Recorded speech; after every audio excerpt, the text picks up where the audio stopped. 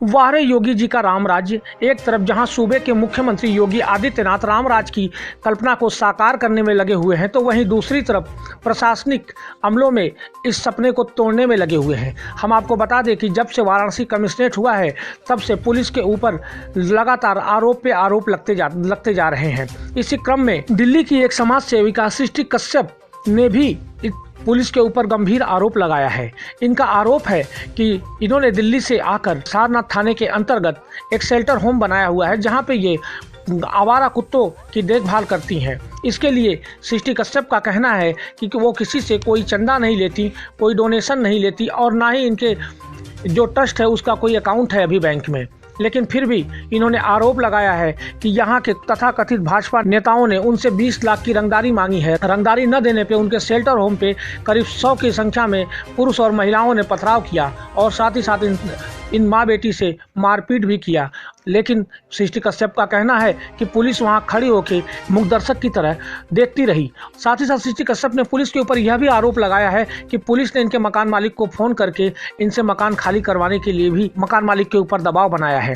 सृष्टि कश्यप ने साफ तौर पे वहां के भाजपा नेता भूपेंद्र मिश्रा, राजेश, रीमा मिश्रा, उपेंद्र आदि लोगों पे इस कृत्य का आरोप लगाया हुआ है। उनका आरोप है कि जब मेरे साथ यह घटना हुई, पुलिस वहां खड़ी थी और जब मैं थाने पे गई उनके खिलाफ शिकायत दर्ज करने, तो मेरी FIR भी नहीं की जा रही थी। मैंने अपने ट्विटर हैंडल से प्रधानमंत्री नरेंद्र मोदी और मुख्यमंत्री योगी आदित्यनाथ को भी इस बात की जानकारी दी है, लेकिन अभी तक कोई भी कार्रवाई नहीं हुई है। उल्टा मेरे ऊपर 308 का मुकदमा कायम कर दिया गया है। अब मैं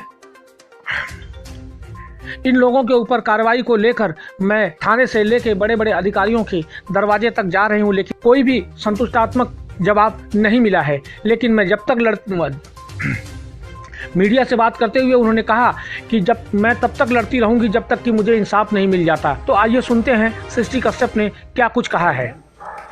सृष्टि, क्या मामला, आज क्यों पत्रकार वार्ता बुलाई गई है? जी, पत्रकार वार्ता इसलिए बुलाई गई है कि 25 तारीख को मेरे साथ एक बहुत बड़ी घटना हुई है। मुझे, मेरी मदर को यहाँ मॉब लंच किया गया है।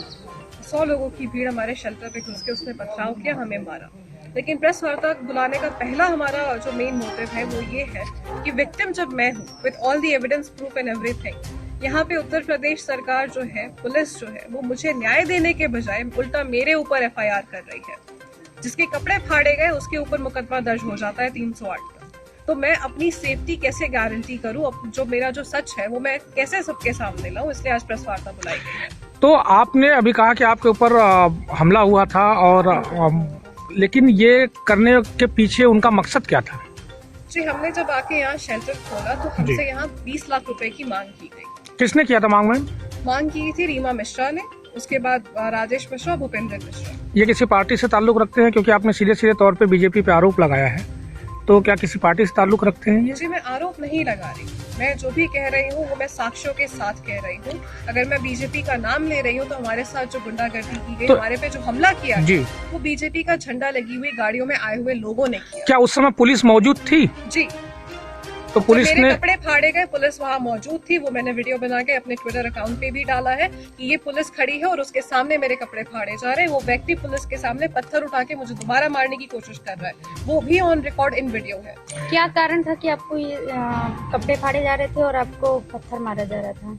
मैडम, कारण ये था कि जब हमने उन्हें पैसे देने से मना कर दिया, जब उन्हें लगा कि वो इस इशू को जो है कंट्रोल नहीं कर पा रहे, क्योंकि हमने इसका बहुत पुरजोर विरोध किया था जब हमसे पैसे मांगे गए थे, तो उन्हें लगा शायद वो हमें अपना वर्चस्व दिखा के थोड़ा सा इंटिमिडेट कर सकते हैं। इसलिए पुलिस भी उनके साथ पहले से खड़ी थी वहाँ। लेकिन जब इंटिमिडेट नहीं हुए तो बीच सड़क पे दिन दहाड़े दोपहर के 12 बजे मेरे कपड़े फाड़ दिए जाते हैं। आपने इसकी शिकायत उच्च अधिकारियों से की? जी, इसकी शिकायत आपके ये जो मामला है या आपके ACP, आपकी ADCP सबके संज्ञान में है।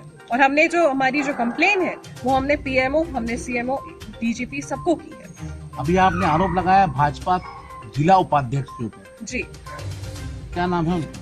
बाबा भूपेंद्र। बाबा उपेंद्र? बाबा भूपेंद्र। भूपेंद्र। भूपेंद्र जी। ये भाजपा के जिला उपाध्यक्ष हैं? जी। ये भी मौजूद थे? जी। इन्होंने भी आपको साथ बदतमीजी की? जी, इन्होंने ही शेल्टर का दरवाजा खोल के भीड़ को अंदर घुसाया। कितने पैसे की डिमांड की गई थी आपसे? जी, हमसे 20 लाख रुपए मांगे गए। और जिस महिला ने हमसे ये पैसे मांगे थे in the past I have Google पे रिकॉर्ड्स कि इनको हम छोटे छोटे अमाउंट्स पहले देते आए हैं जो इन्होंने हमसे मांगे थे at the name of a children's health, अपने बच्चों के कभी हेल्थ के नाम पे मांगा, कभी किसी चीज के नाम पे मांगा, वो हमने उनको पैसे दिए कि आप कुत्तों के लिए इतना करती हैं, आप गरीब बच्चों को पढ़ाती हैं, आप गरीब बच्चों को खाना खिलाती हैं, तो कुछ पैसे हमें दे दीजिए। अगर हमारे उसमें था हमने दे दिया, विद जेन्युइन रीजन हमने उनको दिया जो उन्होंने हमें बताया। कितने पैसे आपने उनको दिए? I have paid them about 10-15,000 rupees in the past, ठीक है। लेकिन वो धीरे धीरे मांग बढ़ते बढ़ते इन लोगों ने एक ग्रुपिज्म करके पूरी प्लानिंग के तहत हमारे ऊपर जो अटैक किया, that was all because I said no to the 20 lakh rupees. अभी आप क्या चाहती हैं? अभी हम न्याय चाहते हैं और मुझे अपनी जान का, अपनी सेफ्टी का, अपनी मदर की सेफ्टी का खतरा है, क्योंकि हमारे साथ ये जो घटना हुई है वो पुलिस के मौजूदगी में हुई है और पुलिस आज इस पूरे मामले को तोड़ मरोड़ के एक नया रुख देने की कोशिश कर रही है, इसको एक छोटा सा आपसी विवाद दिखाने की कोशिश कर रही है और ये मामला मेरे ऊपर वापस डाल रही है। कुल मिला के सरकार जिसकी है पुलिस उसी की सुन रही है, आपका कहना यही है? जी बिल्कुल। अगर सरकार की नहीं सुन रही होती तो क्या विक्टिम के ऊपर 308 का मुकदमा हो जाता पुलिस के द्वारा? सवाल तो ये है ना कि मैं विक्टिम हूँ, मेरे साथ एक्सटॉर्शन की बात की गई, मेरे साथ मारपीट की गई, मेरी मदर को मारा गया, my mother is 49 years old, मेरी माँ को मारा गया और उसके बाद मेरे ऊपर मुकदमा हो जा रहा है। तो मैं पुलिस से कैसे न्याय की उम्मीद करूँ? क्योंकि police is responsible in it, police is an accomplish in the entire incident, इसलिए वो मामले को दबाने की कोशिश कर रही है। ठीक। एक सवाल और है मैम, जी क्योंकि आप कांग्रेस से भी ताल्लुकात रखती हैं जी और यहाँ पे बीजेपी की गवर्नमेंट है, जी। इसमें कोई राजनीतिक रंग तो नहीं दिया जा रहा है? सर देखिए, मैं कांग्रेस से बिलोंग करती हूँ, that is a very secondary thing. मैं उत्तर प्रदेश में एक बेटी पहले हूँ। जी राजनीतिक रंग देना ना देना ये तो सरकार डिसाइड करेगी जी कि उत्तर प्रदेश में हर महिला की सुरक्षा का जिम्मेदारी उत्तर जी, प्रदेश सरकार ने, जी। वो सिर्फ कांग्रेस और बीजेपी की कार्यकर्ताओं का सुरक्षा नहीं। नहीं, मेरा पूछने का रीजन ये था कि कल को अगर इस पे अगर कोई कार्रवाई प्रशासन करती भी है जी तो सामने कहीं न कहीं यही निकल के आएगा कि इसको राजनीतिक तरीके से जो है बीजेपी को बदनाम किया जाता है, यही आना है। तो इसके लिए मैं पूछ रहा था। माध्यम से गुहार है, मुख्यमंत्री जी से गुहार है, हमारे सांसद माननीय मुख्यमंत्री जी से गुहार है कि वो मुझे न्याय दिलवाए। जी वो ये कहें कि भाजपा के गुंडों ने जिन्होंने ये मेरे साथ काम किया, जिन्होंने मेरे ऊपर हमला किया है, वो उन गुंडों को पनिश करे। लेकिन मैं ये उम्मीद उनसे कैसे करूं जब मेरे ऊपर मुकदमा किया जाता है और मुझे सेफ्टी प्रोवाइड कराने के बजाय मेरे ऊपर ऐसा एक संगीन आरोप लगा दिया जाता है। 308 का मुकदमा इज नॉट अ जोक। जी और परिवार में अगर सिर्फ मैं और मेरी मदर है, कल को अगर पुलिस मुझे उठा के ले जाती है जी। तो what will happen to my mother, what will happen to my shelter? उसकी जिम्मेदारी किसकी होगी? तो अभी आप यहाँ कब तक रहने वाली हैं? क्योंकि आप दिल्ली से आके यहाँ पे आपने शेल्टर का वो किया हुआ है।